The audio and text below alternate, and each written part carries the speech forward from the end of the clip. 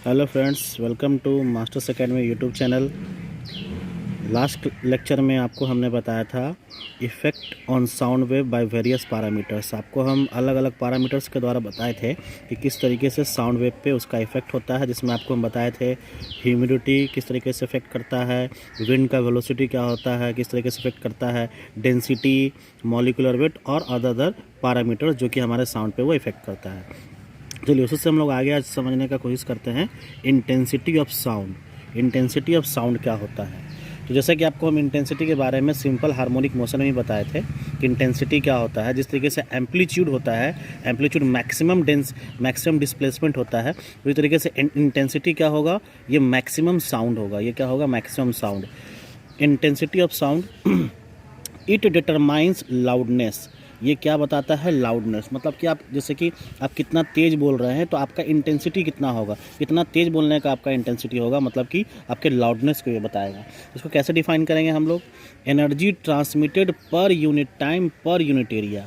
Energy transmitted per unit time per unit area. इसको हम लोग मैथमेटिकली कैसे डिफाइन करेंगे? Intensity will be equal to energy by time by area. और energy by time को हम लोग क्या लिखते हैं? Power transmitted by area. तो लेट अस सपोज कि ये एक यूनिट एरिया है और ये कुछ साउंड वेव इस तरीके से ये जा रहा है, इस तरीके से साउंड वेव जा रहा है। तो जब यूनिट टाइम में यूनिट एरिया से जब ये हमारा एनर्जी, क्योंकि साउंड क्या है? एनर्जी जब पास करेगा, और ये भी याद रखना है कि ये जो साउंड एनर्जी है ये हमारे एरिया के परपेंडिकुलर होना चाहिए। ये क्या होगा? हमारा एरिया के परपेंडिकुलर होगा और वो यूनिट एरिया को क्रॉस करेगा, तो उसी को हम लोग क्या बोलेंगे? इंटेंसिटी कहेंगे। ठीक है, this is known as intensity. More the intensity larger the sound appears. जितना ज़्यादा इंटेंसिटी होगा उतना ज़्यादा साउंड होगा। जैसे कि बहुत तेज़ आवाज़ और कोई धीरे से आवाज़ हुआ, तो बहुत तेज़ आवाज़ कहने का मतलब क्या हुआ कि लार्ज इंटेंसिटी, और धीरे से आवाज़ का मतलब कि लो इंटेंसिटी। ठीक है, मोर the intensity larger the sound appears and less the intensity it's smaller the sound. और कम इंटेंसिटी होगा तो मतलब कि हमारा साउंड क्या होगा? कम होगा। जैसे कि आपको बताया कि एनर्जी क्या होता है, इंटेंसिटी क्या होता है? Energy by time per unit area, और उसी को हम लोग क्या बोलते हैं? Power transmitted by area. And this will be directly proportional to loudness, क्योंकि लाउडनेस ही इंटेंसिटी हमारा लाउडनेस को ही डिटरमाइन करता है। तो इसलिए हम लोग कह सकते हैं कि intensity is directly proportional to loudness. जैसे जितना ज़्यादा इंटेंसिटी होगा उतना ज़्यादा लाउडनेस होगा। अगर लाउडनेस कम होगा मतलब कि इंटेंसिटी भी कम होगा। तो चलिए हम लोग कुछ मैथमेटिकल वैल्यूज़ देखते हैं। जैसा कि आपको हम बताए थे, डिस्प्लेसमेंट वेव इक्वेशन का वैल्यू क्या होता है? S is equal to S naught sine omega t minus x by v. और प्रेशर वेव इक्वेशन क्या होता है? P is equal to P naught cos omega t minus x by v. जहाँ पे पी नॉट का value क्या होता है? P naught is beta K S naught, beta K S naught. What is इस के? के क्या है? के एक वेव नंबर है और के का वैल्यू क्या होता है? Omega by v. के का वैल्यू क्या होगा? Omega by v.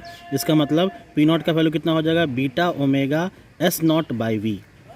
अब वेलोसिटी को हम लोग डिफ्रेंशिएट कर सकते हैं, ये वेलोसिटी को, या फिर आप डिस्प्लेसमेंट वेव को अगर आप डिफ्रेंशिएट करेंगे तो आपको क्या मिल जाएगा? वेलोसिटी मिलेगा। तो हम लोग डिस्प्लेसमेंट वेव को डिफ्रेंशिएट कर दिए तो हमें वेलोसिटी मिला। कुछ इस तरीके से आप डिफ्रेंशिएट करेंगे तो आपको D s by d t को हम लोग वी बोलते हैं, वो कितना मिल जाएगा? S naught cos omega t minus x by v into omega. और जैसे कि आपको मालूम है, फोर्स बराबर क्या होता है? Pressure into area. फोर्स बराबर क्या होता है? Pressure into area. तो प्रेशर का वैल्यू कितना है हमारे पास? Pressure wave equation P naught cos omega t minus x by v into area. अब इस पी नॉट का वैल्यू क्या है? पी नॉट का वैल्यू, यहाँ से पी नॉट का वैल्यू को हम पुट कर देंगे तो ये हो जाएगा beta omega S naught by A into v cos omega t minus x by v. अब हम लोग क्योंकि ए को यहाँ पे इंटू कर दिए तो फिर से हम इसको लिख सकते हैं F is equal to beta omega S naught into A by v cos omega t minus x by v. अब इंस्टेंटेनियस पावर ट्रांसमिटेड कितना हो जाएगा? पावर के लिए हम लोग फार्मूला जानते हैं, फोर्स इंटू वेलोसिटी। पावर का फार्मूला क्या होता है? Force into velocity. तो इंस्टेंटेनियस पावर बार हम लोग लिखते हैं magnitude of force into magnitude of velocity. तो this instantaneous power will be equal to, क्योंकि एफ का वैल्यू यहाँ से हम लोग ले लेंगे beta omega S naught A by v cos omega t minus x by v, और इंटू वी का वैल्यू कितना है? क्योंकि v का value d s by d t को हम लोग v बोल रहे हैं, तो S naught omega cos omega t minus x by v. अब power instantaneous beta A omega square S naught square, आप एस नॉट को इंटू कर देंगे, ये एस नॉट इंटू हो जाएगा तो एस नॉट स्क्वायर हो जाएगा by v cos square omega t minus x by v, cos into हो जाएगा कॉस स्क्वायर। अब हम क्या करते हैं, इसको इंटीग्रेट कर देते हैं, इसको क्या कर देते हैं, इंटीग्रेट कर देते हैं cos omega square t minus x by v को। तो इसको इंटीग्रेट करेंगे, तो इंटीग्रेट करने के बाद इसको आप 0 से t तक इंटीग्रेट करेंगे तो आपके पास वैल्यू कितना आ जाएगा 1/2। कितना वैल्यू आएगा 1/2। तो ये तो हुआ हमारा इंस्टेंटेनियस पावर का वैल्यू। हमको क्या निकालना है, एवरेज पावर, तो इसलिए हम इसको इंटीग्रेट कर रहे हैं क्योंकि ये सब कांस्टेंट टर्म है, तो हमको इंस्टेंटेनियस पावर से एवरेज पावर लाना है। तो चूँकि आपको पता है कि वैल्यू ज़्यादा के लिए ये डिफरेंशियल वैल्यू को जब हम लोग इंटीग्रेट करते हैं तो हमें लार्जर वैल्यू मिलता है, तो इसलिए इसको इंटीग्रेट किया गया है। और ये सब कांस्टेंट टर्म है इसलिए बाहर हो जाएगा, सिर्फ इसी का वैल्यू इंटीग्रेशन में होगा और इसका वैल्यू कितना होगा 1/2। तो एवरेज पावर बराबर कितना हो जाएगा, अब इसके जगह पे 1/2 पुट कर देंगे into beta A omega square S naught square by v. अब average power will be equal to 1/2 beta A omega square S naught square by v. तो इंटेंसिटी बराबर क्या होगा, इंटेंसिटी बराबर फार्मूला क्या हो जाएगा, एवरेज पावर बाई ए। चूँकि अभी हम लोग जानते हैं कि एनर्जी अपॉन टाइम पावर होता है, तो पावर एवरेज बाई ए यहाँ पे लिख लेंगे। तो ये क्या हो जाएगा 1/2 beta omega square S naught square by v. तो इसलिए इंटेंसिटी बराबर कितना हो जाएगा 1/2 beta omega square S naught square by v into beta by beta into v by v. अब आप ये कितना हो जाएगा, this will equal to 1/2 beta square omega square S naught square by v square into beta. तो चूँकि हम लोगों को मालूम है v बराबर कितना होता है root under beta by rho. v बराबर क्या होता है root under beta by rho, मतलब कि वेलोसिटी ऑफ साउंड वेव बराबर होता है root under beta by rho. Then v square बराबर कितना हो जाएगा बीटा बाई रो, और यहाँ से बीटा का वैल्यू कितना हो जाएगा v स्क्वायर बाई रो। तो अब इंटेंसिटी बराबर कितना हो जाएगा, क्योंकि इंटेंसिटी बराबर कितना हो जाएगा 1/2 v का power 4 rho square omega square S naught square v by v square into rho. तो v स्क्वायर मतलब v का पावर 4 को कैंसिल कर दीजिए और रो को कैंसिल कर दीजिए, तो हमारे पास इंटेंसिटी का वैल्यू कितना हो जाएगा 1/2 rho omega square S naught square into v. This is the value of intensity. यही हमारा किसका वैल्यू हो जाएगा, इंटेंसिटी का वैल्यू हो जाएगा। चलिए अब इसी इंटेंसिटी को हम लोग क्या लिख सकते हैं 1/2 beta square omega square S naught square by v square into v by omega into v by beta. और चूंकि हम लोगों को मालूम है पी नॉट बराबर क्या होता है, पी नॉट बराबर होता है beta omega S naught by v. I will be equal to 1/2 P naught square by v into v. I will be equal to 1/2 P naught square by V into V. I will equal to 1/2 into P naught square by V square rho into V। अब value put कर दीजिए P naught का, तो I will be equal to 1/2 P naught square by rho into V। I will be equal to 1/2 P naught square by rho into v. इसका मतलब intensity किसके बराबर हो जाएगा P naught square by 2 rho v. I will be equal to P naught square by 2 rho v. और इससे क्या पता चलता है कि हमारा जो इंटेंसिटी होगा that will be directly proportional to P naught square. Our intensity will be equal to directly proportional to P naught square. ठीक है, तो इस तरीके से हम लोग इंटेंसिटी और प्रेशर के बीच रिलेशन हम लोग यहाँ पे इस्टेब्लिश कर सकते हैं। ठीक है, चलिए अब हम लोग देखते हैं appearance of sound wave to human ear. तो जब कोई साउंड वेव हमारे कानों तक आता है तो आखिर कौन सा फैक्टर होता है जो रिस्पॉन्सिबल होता है उस साउंड के अपीयरेंस का। अपीयरेंस इन द सेंस कि वो कैसा क्वालिटी का है, कितना ऊंचा साउंड है कि कम साउंड है, तो वो किस तरीके का फैक्टर हो सकता है।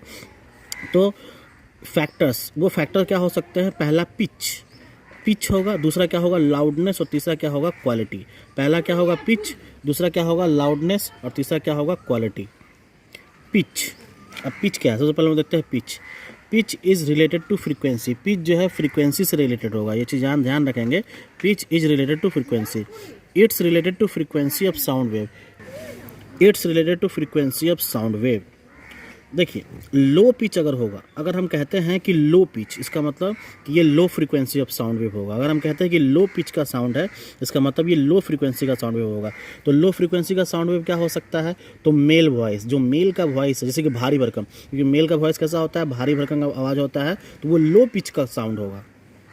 उसी तरीके से अगर हाई पिच का बात किया जाए तो हाई फ्रीक्वेंसी साउंड वेव, तो हाई पिच का होगा हाई फ्रीक्वेंसी साउंड वेव। तो हाई फ्रीक्वेंसी साउंड वेव कौन हो सकता है? फीमेल वॉइस जो है एक हाई फ्रीक्वेंसी साउंड वेव है। जैसे कि आप एग्जांपल के तौर पे दीवार के पीछे, अगर आप दीवार के इस साइड खड़े हैं और दीवार के उस साइड एक कोई जेंट्स खड़ा है, कोई लेडीज़ खड़ी है, तो अगर कोई जेंट्स बोलेगा तो हो सकता है कि आप उसको ना सुन पाए, लेकिन अगर कोई लेडीज़ बोलेगी तो उसको सुनने का चांस ज़्यादा रहता है। और ऐसा क्यों? ऐसा इसीलिए क्योंकि फीमेल का जो वॉइस होता है वो हाई फ्रीक्वेंसी वॉइस होता है, इसीलिए ये हम उसको फीमेल वॉइस को सुनने में ज़्यादा आसान पड़ता है। अब दूसरा लाउडनेस, क्योंकि हमें पता है लाउडनेस जो है वो डायरेक्टली प्रोपोर्शनल होगा किसके? इंटेंसिटी के।